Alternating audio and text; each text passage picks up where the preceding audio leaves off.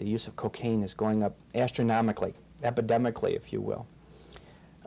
We're seeing more and more of it in treatment than ever before.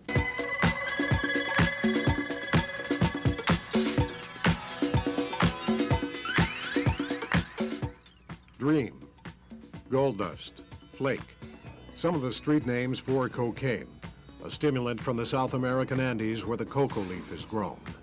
A state survey shows that drug use in the 8 western New York counties is probably the highest per capita in the state. Cocaine use is growing in this country and in Europe. Cocaine deaths in this state are up 197%, and there's been a 122% increase in emergency room treatment at hospitals. Cocaine users support a system where the profits are so enormous they sustain corruption, with murder a common byproduct for the control of cocaine traffic. And cocaine has an unfounded reputation of being safe for the user. There's a lot more myth about cocaine than fact. As far back as Sigmund Freud and well, Sherlock Holmes, of course, it was considered a perfectly safe drug. Unfortunately, we're finding out now that just simply isn't the case. The difference between a lethal dose of cocaine and a user dose of cocaine is very small. The people that I've seen, doctors, lawyers, upwardsly mobile, very affluent people who have read on it and found the earlier studies that say it's not addictive. The people get the idea that not that they can't function, but that they won't function without the drug.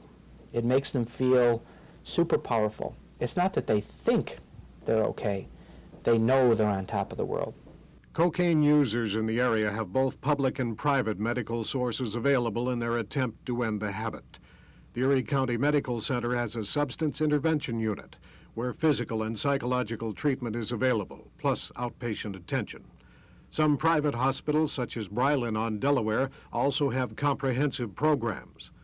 Though cocaine is highly psychologically addictive, clinical evidence is divided over whether it is physically addictive as well, though a new California study indicates that it is. It seems to be a fact now that free-based cocaine can be physically addicting, but the drug is extremely psychologically addicting. Recreational use leads to very hardcore, very heavy-duty use. We see that all the time. People who have got caught thinking that it's safe, and then their habit escalates to the point where it's simply out of their control. Why do people get into drugs like cocaine? Well, I think it's to alter reality. They are unhappy with themselves. They have a low self-image. They have a low opinion of themselves as a human being. And the old expression, better living through chemistry, I think applies. We want to expand ourselves to be more than we are. It's an escape from the real day-to-day world. I may be a riveter or a dentist today, but within a few minutes, I can get an immediate sensation that I'm Superman, if only for a half an hour. Cocaine attracts the young professionals, the middle class, especially the 18 to 25 age group in this area.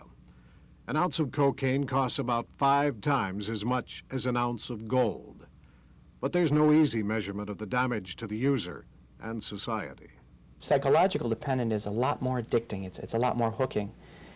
The drug becomes extremely seductive. It integrates itself into every area of the person's functioning.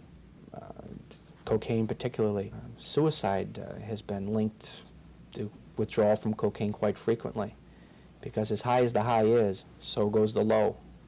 The body has a way of compensating. There's restlessness, insomnia, just a feeling of exhaustion as the body attempts to cope with the withdrawal from the drug. You get aggressive.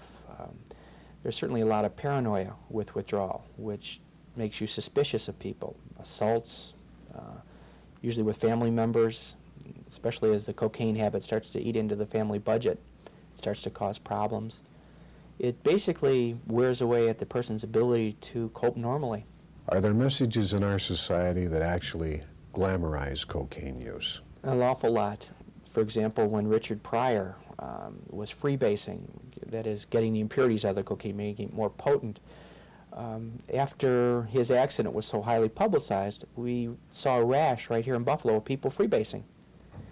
And then after John Belushi mixed cocaine and heroin, called hardballing. Lately we've been seeing a lot of hardballing going on, people coming in saying they're trying it and getting hooked on it. They see death or serious injury. In Pryor's case, he was almost burned to death. Mm-hmm. And then they try the same thing. It's incredible.